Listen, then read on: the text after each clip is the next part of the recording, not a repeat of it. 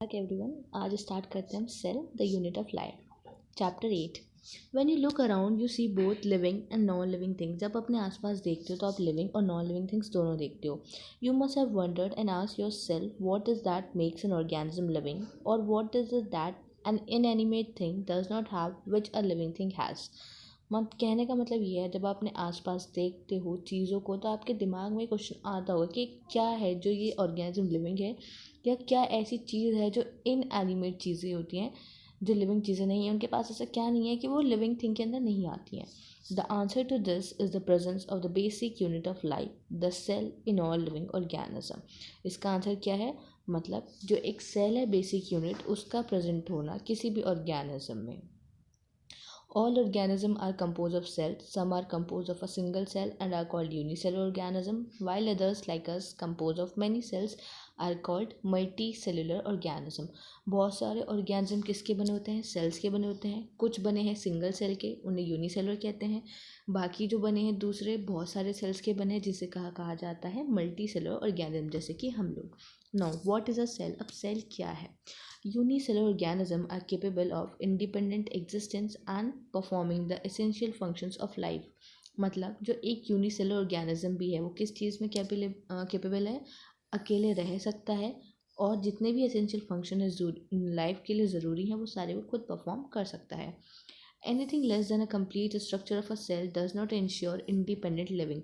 मतलब अगर कोई सेल के अलावा कोई चीज़ कम है, मतलब एक सेल तो बेसिक है, अगर किसी भी ऑर्गेनिज्म या किसी भी चीज़ को अगर ज़िंदा रहना है, इंडिपेंडेंट रहना है, इंडिपेंडेंट लिविंग, तो बेसिक यूनिट है सेल। मतलब उसके पास इतना तो होना ही चाहिए, तभी वो सर्वाइव कर सकता है, जी सकता है इंडिपेंडेंटली, वरना नहीं। Hence, cell is the fundamental structural and the functional unit of all living organism. इसीलिए सेल को फंडामेंटल, स्ट्रक्चरल और फंक्शनल यूनिट कहा गया है लिविंग ऑर्गेनिज्म की। अब जो एंटोन वॉन ल्यूवेनहुक थे, उन्होंने सबसे पहले देखा था और डिस्क्राइब करा था लाइव सेल को। किसको डिस्क्राइब करा उन्होंने? लाइव सेल को। Anton von Leeuwenhoek first saw and described a live cell. Robert Brown later discover the nucleus. जो रॉबर्ट ब्राउन थे, बाद में उन्होंने क्या किसकी डिस्कवरी करी? न्यूक्लियस की डिस्कवरी करी। The invention of the microscope and its improvement leading to the electron microscope revealed all the structure details of the cell. जो इन्वेंशन था माइक्रोस्कोप का, उसके इम्प्रूवमेंट की वजह से जो और भी स्ट्रक्चर्स थे सेल के, वो रिवील होते गए, और मतलब कि उसके पास क्या क्या प्रेजेंट होता है वो सब पता चलता गया।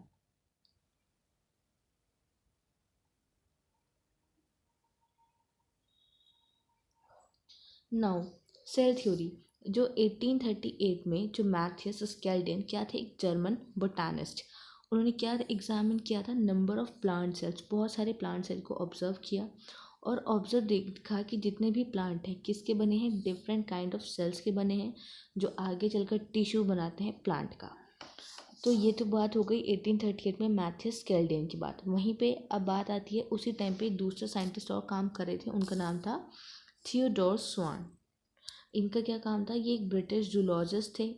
इन्होंने क्या करा? इन्होंने डिफरेंट टाइप के एनिमल सेल्स को देखा और रिपोर्ट किया कि जो सेल है उनके पास थिन आउटर लेयर होती है, जिसे हम आज कहते हैं प्लाज्मा मेम्ब्रेन। मतलब इन्होंने बहुत सारे सेल्स ऑब्जर्व किए और कहा कि उसके बाहर एक थिन मेम्ब्रेन होती है, जिसे हम आज किस नाम से जानते हैं? प्लाज्मा मेम्ब्रेन के नाम से। ये किसने ऑब्जर्व करके बताया था? थियोडोर श्वान ने। और ये कब करा था इन्होंने? 1839 में।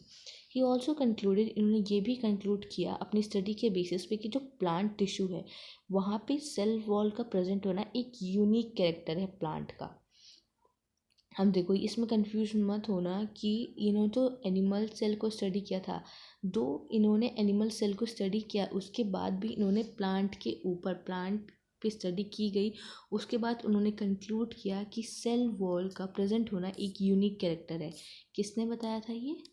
इन्होंने, थियोडोर श्वान ने। He also concluded based on his studies on the plant tissue that the presence of a cell wall is a unique character of the plant cell. On the basis of this, इसी के basis पे श्वान ने propose किए hypothesis that the bodies of animal and plant are composed of cells and product of cells. क्या hypothesis दी इन्होंने? कि जो सेल है, जो प्लांट है और एनिमल है, उनकी बॉडी किसकी बनी हुई है? सेल और उसके प्रोडक्ट से बनी हुई है। अब जो स्केल्डन और श्वान थे, उनको जो भी इनके पोस्टुलेट से आपस में उठाया गया और क्या बोला गया, फॉर्मुलेटेड द सेल थ्योरी, और उनसे क्या बनी थी, सेल थ्योरी बनी गई। Schleiden and Schwann together formulated the cell theory. This theory however did not explain as how to new cells were formed. ये थ्योरी लेकिन ये नहीं बता पाई थी कि नए सेल्स कैसे बनते हैं। Rudolf Virchow 1855 first explained that the cell divide and the new cells are formed from the pre-existing cells. 1855 में सबसे पहले कौन आया, रुडोल्फ वर्चो। उन्होंने एक्सप्लेन किया कि जो सेल्स हैं डिवाइड होते हैं और नए सेल्स बनते हैं प्री एग्जिस्टिंग सेल्स से। क्या बताया उन्होंने कि जो सेल हैं डिवाइड करते हैं और नए सेल बनते हैं प्री एग्जिस्टिंग सेल से, जिसे क्या कहा गया, ओमनी सेलुलर ई सेलुलर। तो ये इंपॉर्टेंट है, ओमनी सेलुलर ई सेलुलर कहाँ से आया, किसने दिया, रुडोल्फ विर्चो ने। इन्होंने सबसे पहले बताया कि नए सेल पुराने ही प्री एग्जिस्टिंग सेल से ही बनते हैं। ये Rudolf Virchow 1855 first explain that the cell and the new cells are from the pre existing cells. He modified the hypothesis of Skeldon and Schwann to give the cell theory a final shape. इन्होंने क्या करा था, इनकी hypothesis को थोड़ा modify किया और क्या दी, फाइनल शेप दी। तो cell theory as understood today is, आज किस तरीके से सेल थ्योरी को समझा जाता है देखते हैं।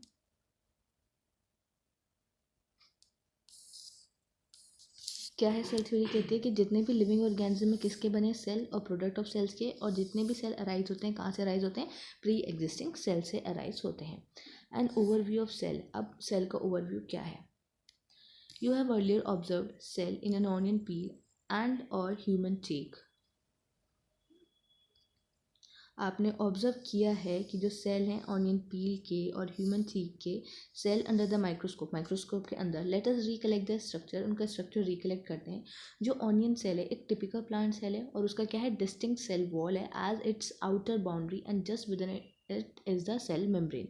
कि जो ऑनियन सेल है एक टिपिकल प्लांट सेल है, उसकी क्या है, डिस्टिंक्ट सेल वॉल है आउटर बाउंड्री के बाहर, और विद इन इधर उसी के पास क्या फिर सेल मेम्ब्रेन है। The cell of the human cheek have an outer membrane as the delimiting structure of the cell. Inside each cell is a dense membrane bound structure called nucleus. अब वहीं पे क्या देखा कि क्या कह रहे, प्लांट में तुमने देखा सेल वॉल फिर मेम्ब्रेन, और सिर्फ ह्यूमन चिक सेल में क्या देखी, मेम्ब्रेन, और उसके अंदर क्या देखते हैं फिर हम, न्यूक्लियस। और न्यूक्लियस भी कैसा है, membrane bound structure. This nucleus contains the chromosome. अब इस न्यूक्लियस के पास क्या होता है, chromosome. This nucleus contains the chromosome which in turn contain the genetic material DNA. तो न्यूक्लियस है, न्यूक्लियस के पास क्रोमोसोम्स हैं और क्रोमोसोम्स के ऊपर क्या है हमारा, DNA। Cell that have membrane bound nuclear are called eukaryotic. जिनके पास मेम्ब्रेन बाउंड न्यूक्लियस मिलता है उन्हें यूकैरियोट्स कहा जाता है। वहीं पर जहाँ पे मेम्ब्रेन बाउंड न्यूक्लियस नहीं होता उन्हें हम प्रोकैरियोट्स कहते हैं। In both prokaryote and eukaryotic cell एक सेमी फ्लूइड मैट्रिक्स मिलता है जिसे साइटोप्लाज्म कहा जाता है। क्या कहा जाता है, cytoplasm. In the both prokaryote and the eukaryote cell, a semi-fluid matrix called the cytoplasm occupies the volume of the cell. अब मान लो ये पूरा सेल है तो यहाँ क्या है, ये पूरा फ्लूइड है इसके अंदर, तो सेमी फ्लूइड मैट्रिक्स क्या कहा जाता है इसे, cytoplasm. The cytoplasm is the main arena of cellular activity in both plant and animal cell. अभी लाइन इंपॉर्टेंट है, मेन एरेना मतलब जितनी भी एक्टिविटीज़ परफॉर्म होती हैं कहाँ होती हैं, साइटोप्लाज्म में होती हैं। Various chemical reactions occur in it to keep the cell in a living state. बहुत सारी केमिकल रिएक्शन इसमें होती हैं सेल को लिविंग स्टेट में रखने के लिए।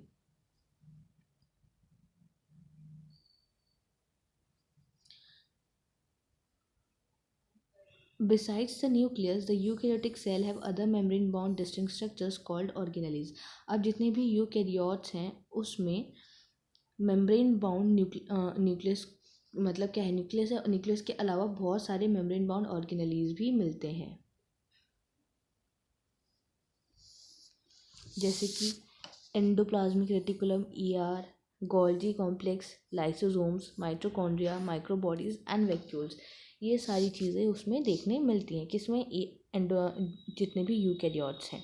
जो प्रोकैरियोटिक सेल हैं उनके पास ये मेम्ब्रेन बाउंड ऑर्गेनेलीज नहीं मिलते हैं। Ribosomes are the non-membrane bound organelle found in all cells, both eukaryotic as well as prokaryotic. अब जितने जो राइबोसोम्स हैं वो सारे कैसे हैं, नॉन मेम्ब्रेन बाउंड ऑर्गेनेलीज हैं। कहाँ पाए जाते हैं वो? सेल में, जो बोथ यूकैरियोटिक और साथ साथ एज वेल एज प्रोकैरियोटिक दोनों हैं। Within the cell, cell के अंदर ही जो राइबोसोम्स हैं वहाँ पे सिर्फ साइटोप्लाज्म में ही नहीं मिलते, वो बाकी दो ऑर्गेनेलीज में भी पाए जाते हैं। किसमें? Chloroplast in plants and the mitochondria and on rough ER. किस में पाए जा रहे हैं? और अलग से क्लोरोप्लास्ट में प्लांट्स में माइटोकॉन्ड्रिया और रफ ईआर पे, रफ एंडोप्लाज्मिक रेटिकुलम पे राइबोसोम्स पाए जाते हैं साइटोप्लाज्म के अलावा। Now animal cell contain another non membrane bound organelle called centrosome. Animal के पास एक और नॉन मेम्ब्रेन बाउंड ऑर्गेनेली मिलता है जिसे कहते हैं हम सेंट्रोसोम, जो सेल डिवीजन में हेल्प करता है। जो अभी हमने सेल साइकिल सेल डिवीजन में पढ़ा भी है हमारा कि सेंट्रोसोम होता है 90 डिग्री पे अलाइन होता है, फिर वहाँ स्पिंडल फाइबर्स निकलते हैं, ऐसे क्रोमोसोम पे जाके अटैच कराने में हेल्प करता है, दैट इज सेंट्रोसोम। तो वही लिखा है, सेंट्रोसोम किस में हेल्प करता है? डिवीजन में। Cell differ greatly in size. Cell किस में डिफर करता है? साइज में डिफर करता है, शेप में और एक्टिविटीज़ में। फॉर एग्जाम्पल माइकोप्लाज्म जो सबसे छोटा सेल है, क्या है? सिर्फ उसका ओनली 0.3 माइक्रोमीटर इन लेंथ, सिर्फ इतनी ही उसकी लेंथ है। Cell differs greatly in size.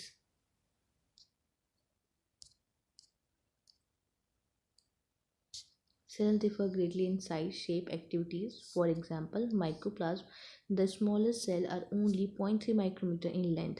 कितनी लेंथ है? सिर्फ 0.3 माइक्रोमीटर लेंथ में। While bacteria could be 3 to 5 micrometer, कितने जा सकते हैं? 3 से 5। The largest isolated single cell क्या है? एक एग ऑफ एन ऑस्ट्रिच।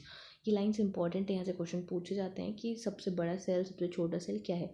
तो जो लार्जेस्ट आइसोलेटेड सिंगल सेल क्या है? वो egg of an ostrich. Among multicellular organisms जो ह्यूमन रेड ब्लड सेल है वो कितनी है? 7 micrometer in diameter.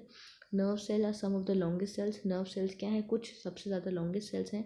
Sales also vary greatly in their shape. Cells अपनी शेप में भी वेरी करते हैं। They may be disc like होते हैं, पॉलीगोनल होते हैं, कॉलमनार होते हैं, क्यूबॉइड होते हैं, थ्रेड लाइक होते हैं और इवन इरेगुलर भी होते हैं। The shape of the cell may vary with the function they perform. जो शेप है सेल की वो वेरी करती है साथ साथ कि कैसा वो फंक्शन परफॉर्म कर रहे हैं। नाउ प्रोकैरियोटिक सेल्स, पहले ऊपर एक बार ये देख लेते हैं सारे सेल्स की शेप। देखो ये शेप्स भी इंपॉर्टेंट है, कई बार क्वेश्चन पूछ लेते हैं डायग्राम से उठा के कि रेड ब्लड सेल्स की शेप क्या है, डब्ल्यूबीसी की क्या है। तो रेड ब्लड कैसे होते हैं? Round and biconcave. White blood cells कैसे होते हैं? एमीबॉइड शेप के। कॉलिमिनार एपिथेलियम लॉन्ग एंड नैरो। ये क्या है? हमारा न्यूरॉन कैसा है? Branched and long. ये ट्रैकीड है, एलोंगेटेड है। मीजोफिल सेल्स कैसे हैं? Round and Oval. Now, prokaryotic cells.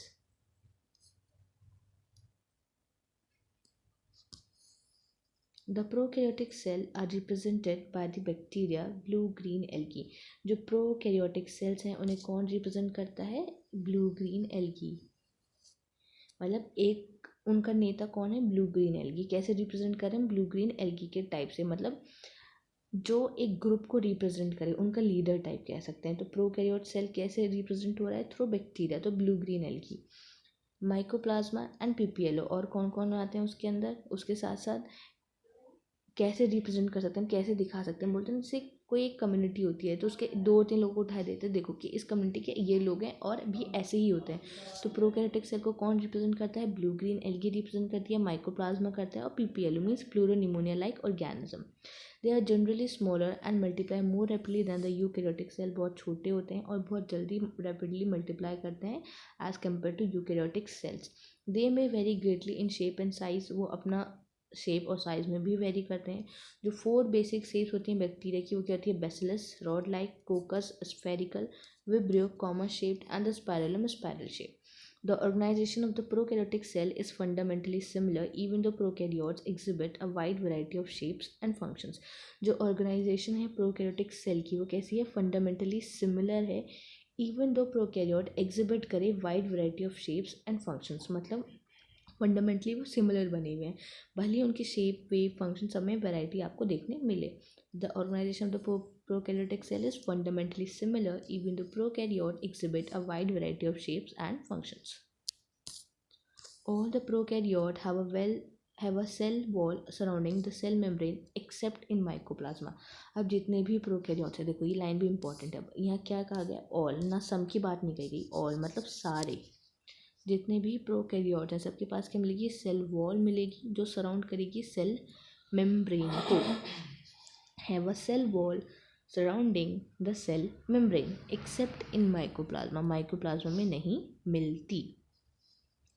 The fluid matrix filling the cell is the cytoplasm. अब फ्लूइड मैट्रिक्स जो अभी हमने देखा कि क्या होता है, सेमी फ्लूइड मैट्रिक्स होता है जहाँ पे सारी एक्टिविटीज़ परफॉर्म होती हैं जो भी रिक्वायर है सेल को लिविंग स्टेट में रखने के लिए, तो वो था साइटोप्लाज्म। तो वही जो फ्लूइड मैट्रिक्स है filling the cell is the cytoplasm. There is a no well defined nucleus, उसके पास कोई भी वेल डिफाइंड न्यूक्लियस नहीं होता। प्रोकैरियोट्स में जेनेटिक मटेरियल कैसा है, बेसिकली नेकेड है, खाली पड़ा हुआ है, कोई एनवलप्ड कोई कवरिंग वहाँ पे नहीं है, not enveloped by a nuclear membrane.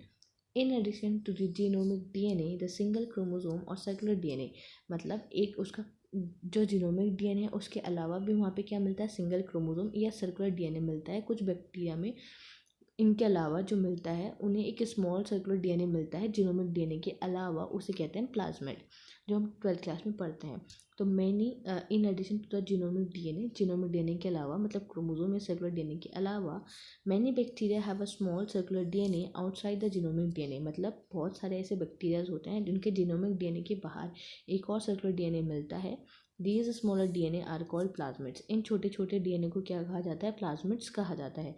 The plasmid DNA confers certain unique phenotypic character to such bacteria. जो प्लाज्मिड डीएनए होते हैं कन्फर करते हैं certain unique phenotypic character to such bacteria. One such character is resistance to antibiotics. एक ऐसा character होता है जो इसी की वजह से क्या दिखाते हैं, वो एंटीबायोटिक्स के अगेंस्ट रेजिस्टेंस शो करते हैं। किसकी वजह से, प्लाज्मिड की वजह से। इन high classes you will learn that this plasmid, वही हम 12th क्लास में पढ़ते हैं इसके बारे में। DNA is use to monitor bacteria, यही प्लाज्मिड डीएनए क्या यूज़ किया जाता है, बैक्टीरियल ट्रांसफॉर्मेशन फॉरेन डीएनए के साथ होती है या नहीं होती है, ये सब हम बायोटेक्नोलॉजी वाले चैप्टर में पूरा पढ़ते हैं इसे। Nuclear membrane is found in the eukaryotes, nuclear membrane eukaryotes में पाई जाती है। No organelle like the one in the eukaryote are found in the prokaryote except ribosome. जो ऑर्गेनली यूकैरियोट्स में मिलते हैं ऐसा कुछ नहीं देखने मिलता है प्रोकैरियोट्स में, लेकिन किसको छोड़ के, बस राइबोसोम को छोड़ के। राइबोसोम यूकैरियोट में भी प्रेजेंट है, प्रोकैरियोट में भी प्रेजेंट है। Prokaryote have something unique in the form of inclusion. Prokaryotic के पास क्या यूनिक है, इंक्लूजन्स के फॉर्म में उनके पास यूनिक चीज़ है, इन द फॉर्म ऑफ इंक्लूजन। अब a specialized differentiated form of cell membrane called mesosome। वहीं पे अब जब सेल मेम्ब्रेन को डिफ्रेंशिएट हो जाए और कुछ स्पेशलाइज स्ट्रक्चर बना रही है, that is here known as mesosome, उसे क्या कहते हैं, मीजोजोम। तो ये एक कैरेक्टरिस्टिक फीचर है किसका, प्रोकैरियोट्स का, कि आपको सिर्फ किस में मिलेगा, देखने प्रोकैरियोट्स में ही मिलेगा, that the mesosome is a characteristic feature of the prokaryotes. They are essentially infoldings of the cell membrane. और क्या होती है, वो सेल मेम्ब्रेन की ऐसे इन फोल्डिंग्स है, मतलब सेल मेम्ब्रेन मॉडिफाई होकर ऐसे अंदर की तरफ मुड़ गई है, that is known as mesosomes. और किसका कैरेक्टरिस्टिक फीचर है, वो प्रोकैरियोट्स का। Now cell envelope and its modification.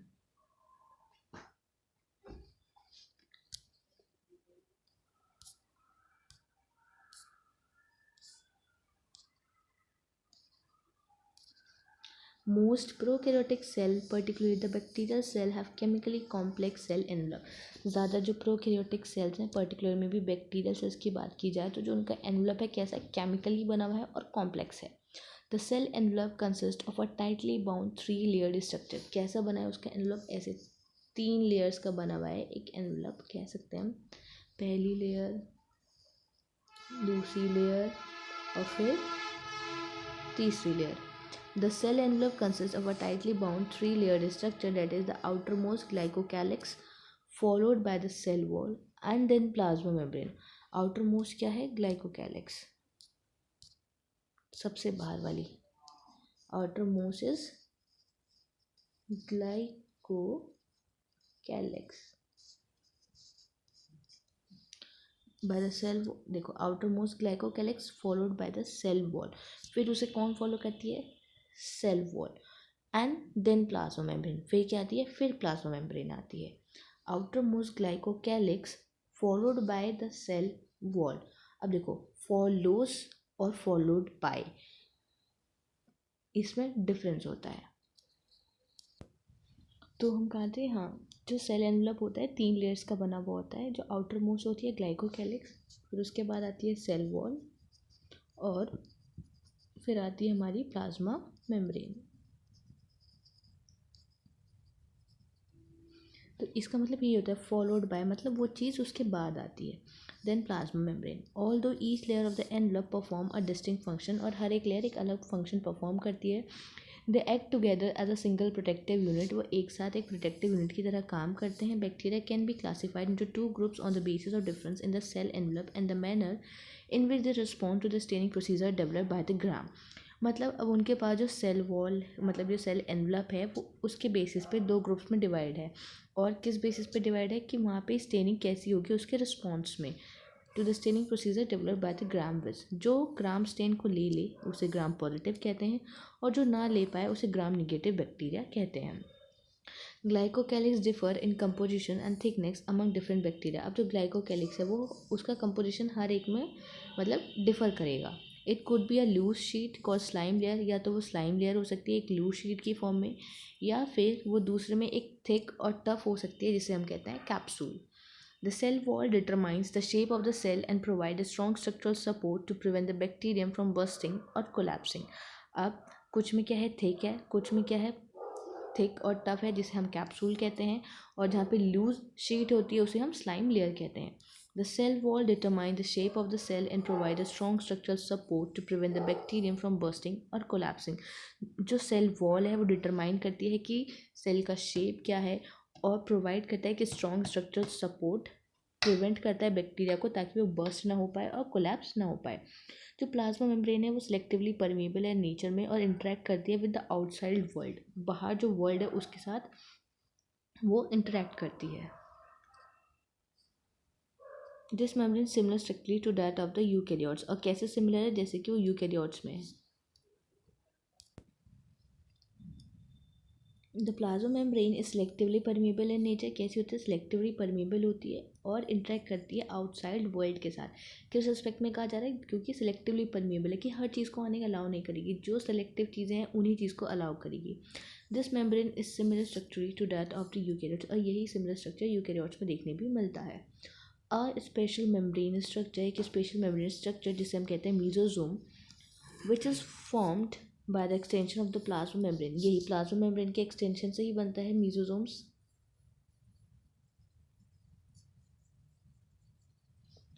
These extensions are in the form of vesicles, या तो कैसे वेसिकल्स की फॉर्म में हो सकते हैं, टिब्यूल्स की फॉर्म में हो सकते हैं, या फिर लेमुला के फॉर्म में हो सकते हैं। किन किन शेप में हो सकते हैं, वेसिकल की शेप हो सकती है,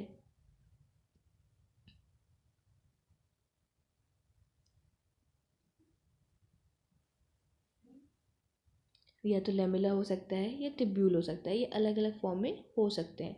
तो वेसिकल्स बेसिकली कैसे होता है, ऐसे ये वेसिकल्स हो गए हमारे, इनको अच्छे से ड्रॉ करते हैं। देखो ऐसी शेप्स जो होती हैं इन्हें वेसिकल्स बोलते हैं, जो ऐसे होती हैं उन्हें हम, और ऐसी शेप्स क्या होती है हमारी, ये टिब्यूल की फॉर्म्स होती हैं ऐसी, और ये जो ऐसे बनती हैं ऐसे, ये होती है हमारी लेमुला। तो ये अलग अलग फॉर्म में हो सकता है।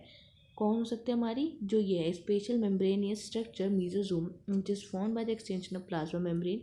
अब ये एक्सटेंशन या तो वेसिकल्स के फॉर्म में मिल जाए जैसे कि ये है हमारी वेसिकल्स, या फिर टिब्यूल के फॉर्म में मिल जाए, या फिर लेमुला के फॉर्म में मिल जाए। ये हमारी सारी इसकी शेप्स हैं। They help in cell wall formation, और ये सेल वॉल फॉर्मेशन में हमारी हेल्प करते हैं। और क्या क्या काम करते हैं, सेल वॉल फॉर्मेशन में हेल्प कर रहे हैं, डीएनए रेप्लिकेशन में हेल्प करेंगे, और distribution to the daughter cells. अब डीएनए रेप्लिकेशन होगा तो उसे डिस्ट्रीब्यूट करेंगे, सारा न्यूक्लियर साइटोप्लाज्मिक रेशियो को मेंटेन करेंगे, तो ये सब कौन करवाते हैं, म्यूजोसोम्स करवाते हैं। They also help in respiration, respiration में हेल्प करते हैं, सिक्रीशन प्रोसेस में हेल्प करते हैं, सरफेस एरिया बढ़ाते हैं प्लाज्मा मेम्ब्रेन का, enzymatic content. In the some prokaryote like the cyanobacteria, कुछ ऐसे भी कुछ प्रोकैरियोट्स में जैसे कि साइनोबैक्टीरिया, दूसरे मेम्ब्रेन एक्सटेंशन मिलते हैं साइटोप्लाज्म में जिसे हम क्रोमेटोफोर कहते हैं, उसके पास क्या मिलता है, पिगमेंट्स होते हैं। बैक्टीरियल सेल में भी मोटाइल और नॉन मोटाइल, बैक्टीरिया का सेल मोटाइल भी हो सकता है नॉन मोटाइल भी हो सकता है। अगर मोटाइल है तो उसके पास एक थिन फिलामेंटस स्ट्रक्चर होता है जिसे हम कहते हैं फ्लैजेला। बैक्टीरिया शो मतलब ऐसा स्ट्रक्चर, तो ये भी प्लाज्मा मेम्ब्रेन का ही है। तो मोटाइल नॉन मोटाइल है, तो हमारे पास एक थिन फिलामेंट जैसा स्ट्रक्चर मिलेगा उसकी सेल वॉल में, जिसे हम फ्लैजिला कहते हैं। बैक्टीरिया के पास नंबर ऑफ फ्लैजिला होते हैं, मतलब अलग नंबर, अलग अरेंजमेंट, सब कुछ डिफरेंट है। Bacteria flagellum is compose of 3 parts. जो बैक्टीरिया का फ्लैजिला है वो 3 पार्ट्स का बना होता है, जिसे बोलते हैं filament, hook and the basal body. 3 parts होते हैं, filament, hook and the basal body. Basal body नीचे वाला पार्ट। फिलामेंट सबसे लॉन्गेस्ट पोर्शन होता है और एक्सटेंड करता है सेल स्ट्रक्चर से लेके आउटसाइड